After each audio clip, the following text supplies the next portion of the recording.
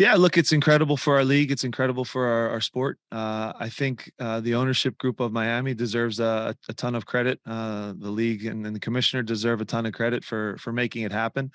And now we have an opportunity here in Subaru Park to play against the greatest player in the history of our sport, the Michael Jordan, if you will, of our sport, that's still playing in his prime and dominating games. So a really tough task. But if you talk about now growth of the league, the importance of the way that the TV rights and Apple are going, and the uniqueness of that deal, just how much it means to grow the game of soccer in this country as we build towards a World Cup in 2026.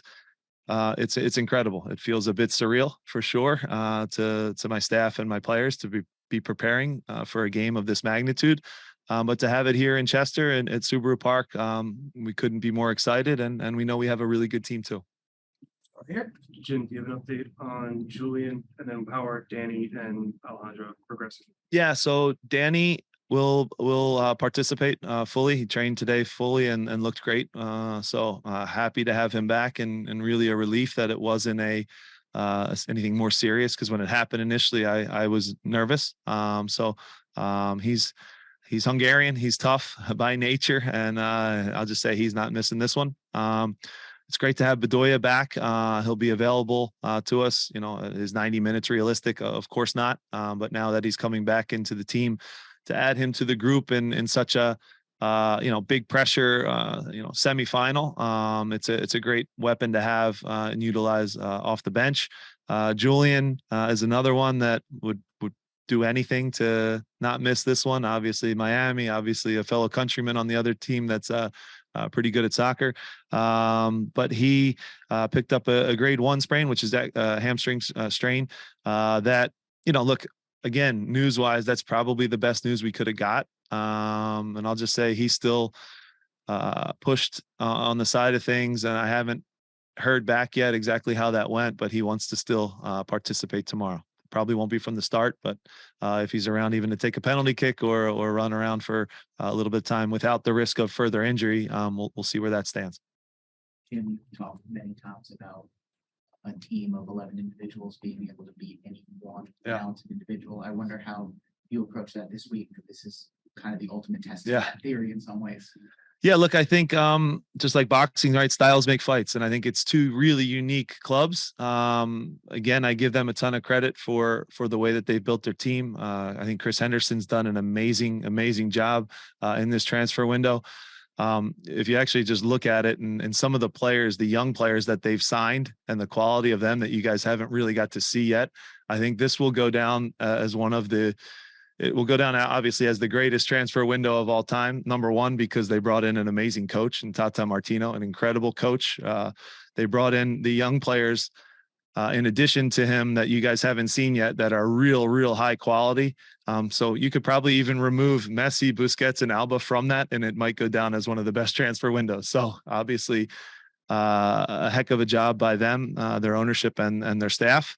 But also, like you said, we have a good team too. And we've built our club in a different way. It's not maybe the glitz and the glamour of Miami. It's more the Philadelphia, blue collar grit and homegrown good young players and really experienced international players that are a team, and they're together. And we know that all 11 guys have to perform really good for us to have a chance to win. So it's a great contrast in styles, and it shows that MLS is an amazing league, and this league's cup has been amazing because you can do it a variety of different ways. You can build however you want in this league. There are unique rules that allow that to happen, and there's different approaches. And I'm not here to tell you which one is right or wrong, but I know that our way is unique, and it's authentic to the city of Philadelphia.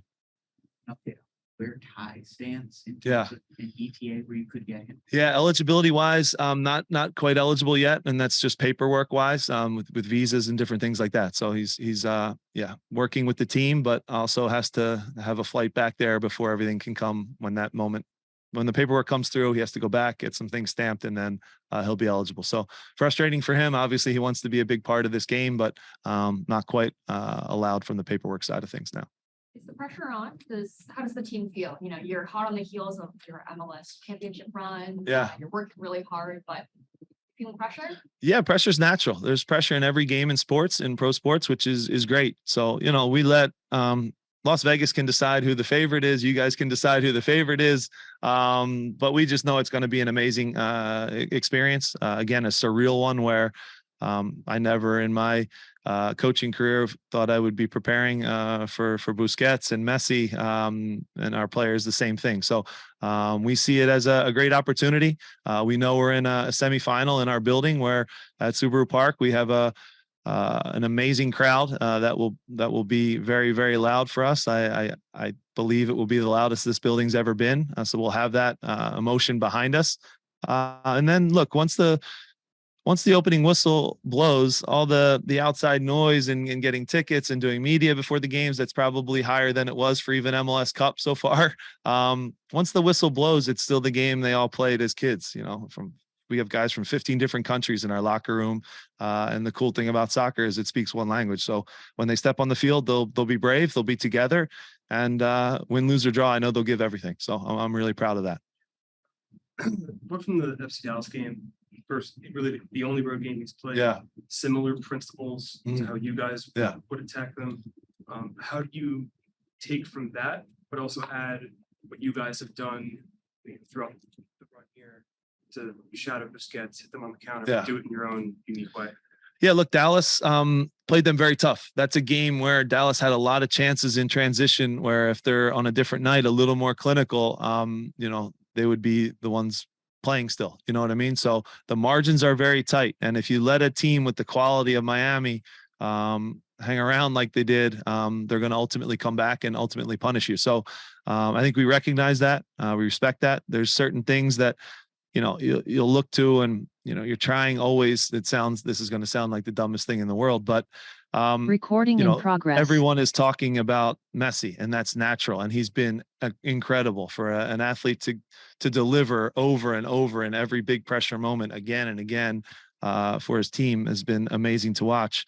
But if you don't take away Busquets and cut away the service, if you look at every goal they've scored this year, he either plays the pass that leads directly to the goal or the pass, which is maybe more important, the pass that leads to the pass that leads to the goal. So he's really, really obviously easier said than done, a tough guy to get around because he's so intelligent. But I've talked all week about if Messi receives the ball, it's too late. We're in trouble. We've messed up if he receives the ball at his feet. So can we now, in a smart way, try to cut out the weapons that get him the ball on the ground? And it starts with Busquets and being that anchor of the team. Coach, Easier said than done.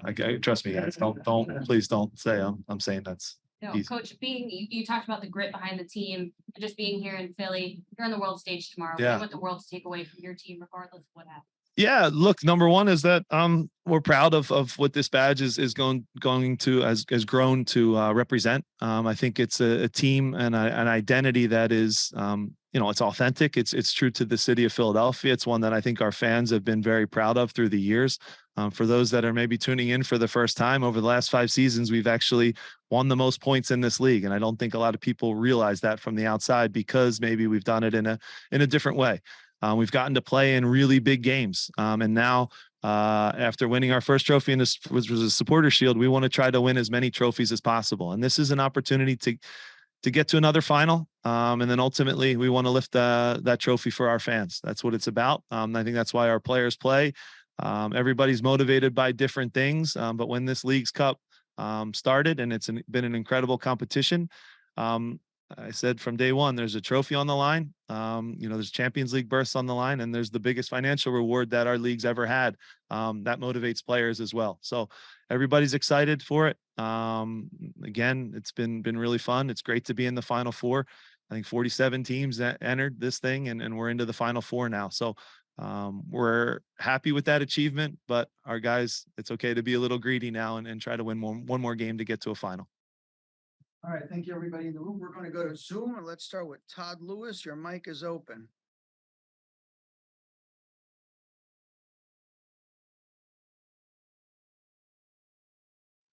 Can you hear me, Jim? Yep.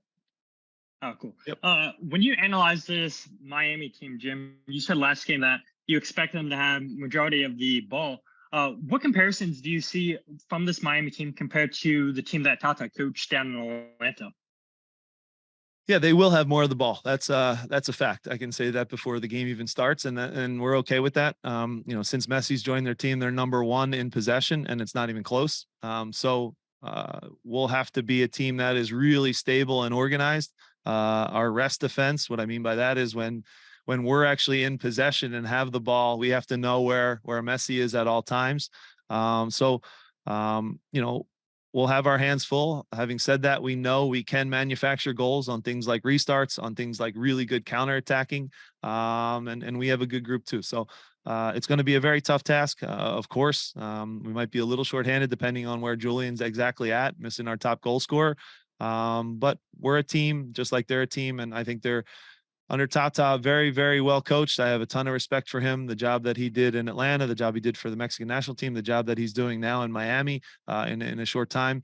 And maybe the scariest thing is they're only going to get better and better and better. I have a ton of respect for their group, but we expect a really hard game, and it'll be, like I said, a fun game for the fans and ourselves. All right, let's go to Jose Nunez. Hi, Jim. Good afternoon. Would love to hear you maybe expand even a little bit more. I know you gave us bits and pieces here about your admiration for Tata. Is he a coach that you're in contact with or have been? I know obviously you've helped a lot of coaches in the past, but would love to hear some more thoughts from you on him and the work he's done. No, look, there's a language barrier, and look, we're not best friends or anything like that, but we've certainly had games against his teams over the years, and they've been really tough games. When you think back to how difficult it was with his teams down in Atlanta when it was Almiron, and they would get going and just kind of suffocate you in their building. He's an incredible coach. His resume speaks for itself. Have I had the opportunity to sit down and pick his brain about things? No, but I have obviously friends that have played for him. I have former teammates that have played for him. I have former staff members that are there now in Miami, and Garrison Draper, who does an amazing job with their sports performance side of things, who used to be here in Philadelphia. And everyone, to a man or woman, speaks about how great of a person he is and how great of a leader is. So yes, that's why I said when people talk about transfer windows, sometimes the biggest move can be that one, to have him there as their leader. And I don't think it's a coincidence that now so many good Argentines want to be there. Messi obviously has a big part of that too, but he has connections all over the world, and certainly is an incredible coach in person. So I respect him a ton. But when the whistle blows, of course, we're competitors and we both want to win. All right, last question for Coach on Zoom. We'll go to Dave Uram. Hey, Jim. So I appreciate you doing this. So you've talked about this being the hottest ticket and the biggest game in your stadium's history. And I think that's reflective in the ticket pricing, especially on the secondary market. What's your take on that, on this game being so much more in terms of ticket prices than your usual games? Yeah, I think there is some, maybe, I don't want to say bad information, but misleading information out there. Our club did actually an amazing job keeping the game here in this stadium, giving us the home field advantage. So I'm grateful for that. They also did give the opportunity for the League's Cup, and the ticket prices stayed exactly what they were for the people that opted in for all the games. If you didn't opt in, that right was gone. And yes, of course, the tickets are going to go for a little bit more. So just to be clear on that one, they did the right thing, and they honored that with the season ticket holders. And I think, to a man, they'll tell you that, the people that went through it. So when someone fires off this tweet that now they're ripping off the fans, it's like, that's not completely telling the true story. In terms of the hotness of the ticket, look, I never in my life would think that literally the hottest ticket of the summer would be, maybe outside of Taylor Swift, all the Swifties out there. The hottest ticket of the summer would be in Chester with the Philadelphia Union playing Lionel Messi. I'll just say, I don't want to speak on anyone's name, but there's a lot of celebrities that will be in attendance tomorrow. You've seen the LeBrons, the Kardashians, showing love to Messi. And there'll be the who's who in Philly will be out in Chester, and that's a surreal thing. It's something that's really cool. It only grows the game in this city. And I'll just say the amount of ticket requests I got myself individually is up in the, gosh, it's probably over 250 people reaching out. Some I haven't talked to in 20 years, but but no, it's just the way it is. And it creates buzz around the game. But again, once the whistle blows, you have two teams that are playing really well right now, that are confident, that are coming off of 5-game winning streaks, and you know, it'll be a tough game for sure. Thank you, Coach. All right, thank you. Thanks to everyone here in the room and on Zoom. Please stand by for Andre.